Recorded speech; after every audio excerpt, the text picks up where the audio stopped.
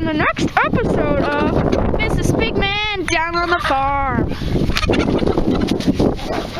Yeah! Hi friends, it's Mrs. Speakman here for another video to make sure you know that I love you and I miss you, and I can't wait until this is all over and we can come back to school and play together again. Today I thought I would talk about eggs. We see our eggs a lot because we sell them in our class store in the Speakman Market to the other teachers, and once a year when we put them in the incubator and we hatch something. And I answer lots of questions about eggs, just as many for the adults as I do for the kids. So I thought I'd talk today on my back deck about eggs. I have chicken eggs, I have duck and goose eggs. So I thought I'd show you the difference. Here are some chicken eggs. They come in all different colors. I don't have any chickens right now that lay blue or green, but they do come in blue and green. A little fact is that a chicken's ears, whatever color the chicken's ears are, that's the color of eggs they'll lay. So this chicken has ears that are slightly green color.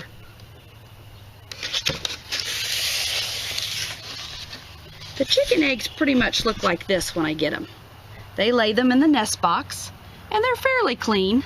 Sometimes they get a little muddy if it's been raining and their feet are muddy and they're walking around on them, but for the most part they're pretty clean, and I don't wash them. So just before a chicken lays an egg, they put something on it called the bloom, and the bloom is a protective coating that you can't see that's all over the egg to protect it. So those can sit out on the counter for 3-4 weeks before you wash them or eat them. Once you wash them though, you need to put them in the fridge when you've washed that bloom off. Duck eggs are different. When I get the duck eggs, they look like this. They're a mess. So I have some that I washed. A hen lays an egg in the nest box and sits on it and keeps it nice and warm so that it will hatch. A duck will sit on her egg and keep it nice and warm, but duck eggs need moisture. Because mama is a duck and she swims a lot, her butt is warm and wet. So duck eggs need moisture, so they need water to keep them to hatch.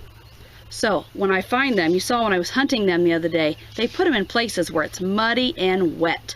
They put them next to the water bowl, they put them next to the pond, places that are really wet. And then I scrub and scrub to get all that mud off. And nobody wants to buy an egg that looks like that. So I scrub them really good and wash them, and then I have to put them in the refrigerator because they've been washed. Let's look at the different sizes. You can see the difference between a chicken egg and a duck egg, and look at this big goose egg. See the difference. I get lots of questions about babies in the eggs. A chicken, or sometimes the ducks, chicken will lay an egg almost every day. Ducks just about every day. But only if there's a daddy chicken or a daddy duck will there be a baby in the egg. Alright, so there are the eggs. Pretty cool, the difference in them. Move these out of the way.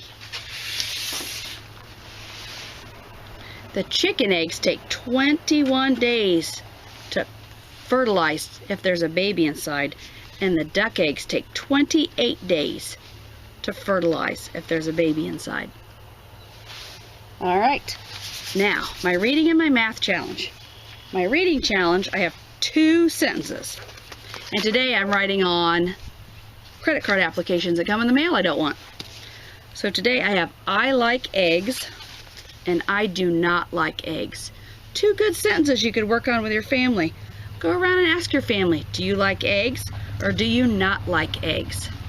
Not is a word that we work on in our classroom a lot because that's kind of tricky for some kids. I do like eggs, but I do not like them fried. I like chocolate, but I do not like it with peanut butter. It's daytime, it's not nighttime. So see if you can work on that word not with your child at home. That's a good concept to be working on. And that is also one of our Edmark words. So once we get into Edmark and get into a few words, that is going to be one of those tricky concepts for matching pictures. The girl is with the kids. The girl is not with the other kids. That's something that tricks kids up. So that's a good concept to work on at home. My math challenge for you. Any of you have any of these at home? It's just about that time that people will celebrate Easter. Some of you might have these laying around from past Easter, or maybe you're prepared and you've already bought for this Easter.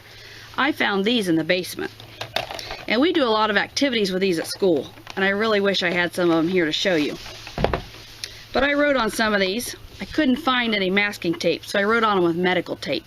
But you can do all kinds of fun things with eggs.